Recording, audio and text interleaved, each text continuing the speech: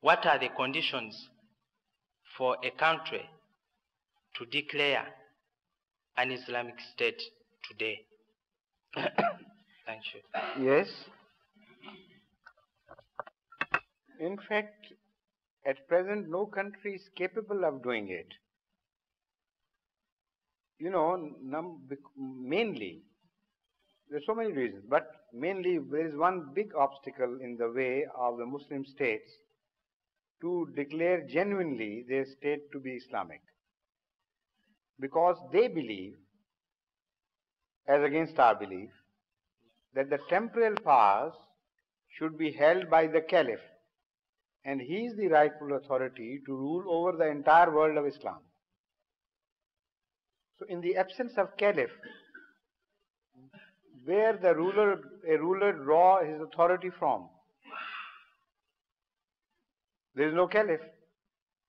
This is exactly the argument presented by Mustafa Kemal Ataturk against those who believe in continuation of Khilafah, and they wanted him to declare a Khilafat for the whole Islamic world. He resisted it, and at that time some Muslim scholars of Turkey wrote very interesting articles, and this is even today the official position of the Turkish government, that unless a Khalifa is born or appointed by God, nobody has a right to rule in the name of Islam,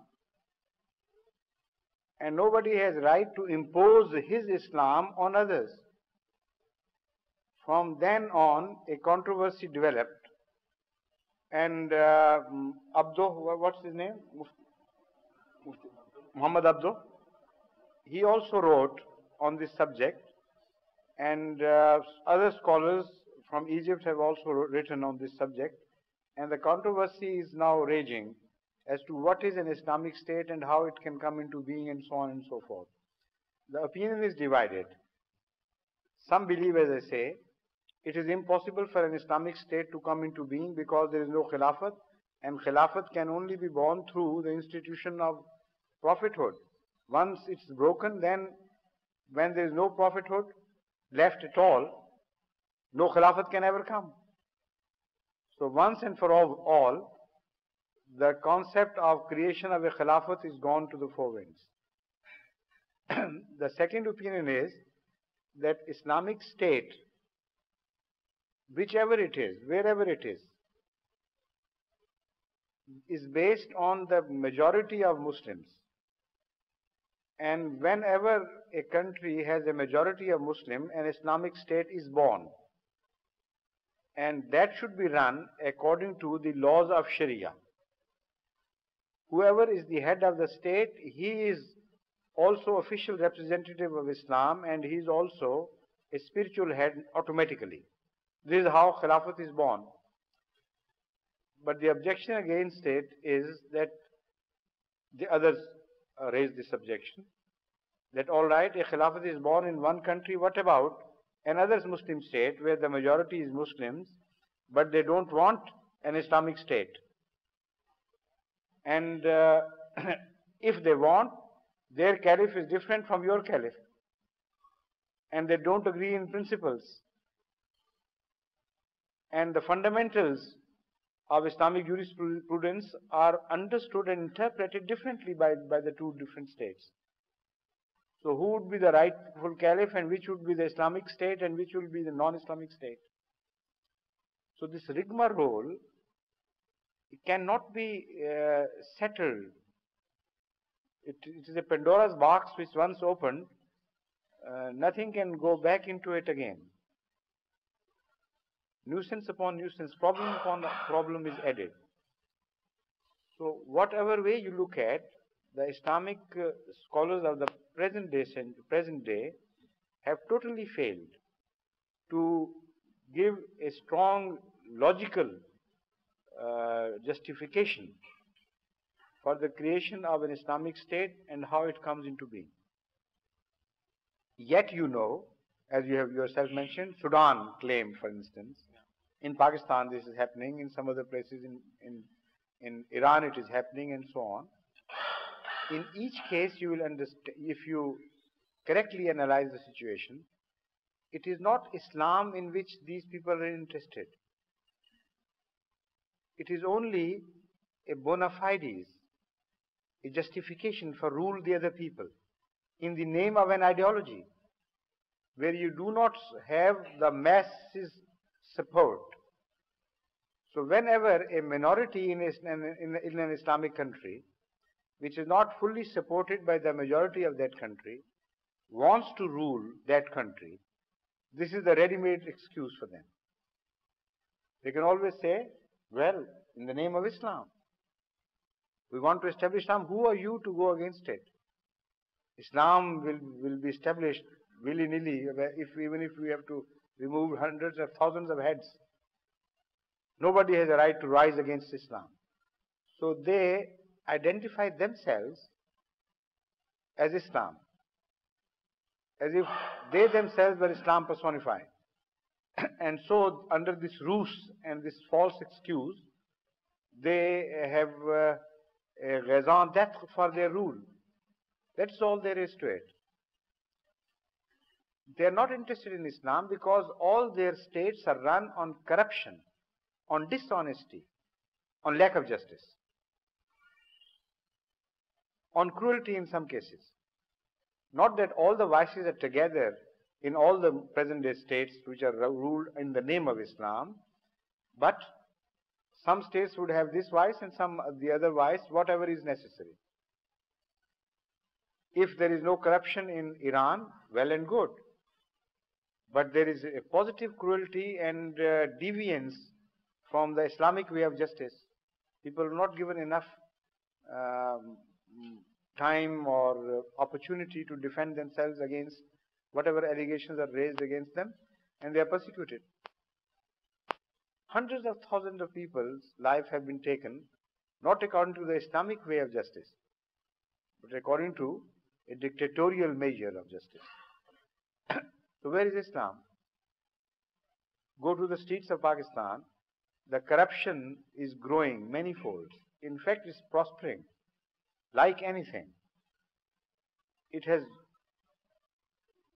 risen to at least 10 times to the time when General Zia took over as an Islamic dictator. All the vices in Pakistan are multiplying themselves by themselves. Only recently I read the figures of drug addicts in a poor country like Pakistan. You know, the present number is 3 million of Pakistani youth who have become committed drug addicts. It's a very huge number, very great destruction. All this happened within the short period of the so-called Islamic regime. Islam, poor Islam, is being exploited and brought bad name by these so-called Islamic regimes. They don't love Islam at all. Or what is happening in the streets of Pakistan, the crime is in the rampant. Also, the same thing happened in Sudan and everywhere else. No way of a Muslim's life was changed, not a jot for the better. Nowhere where such Islam was imposed.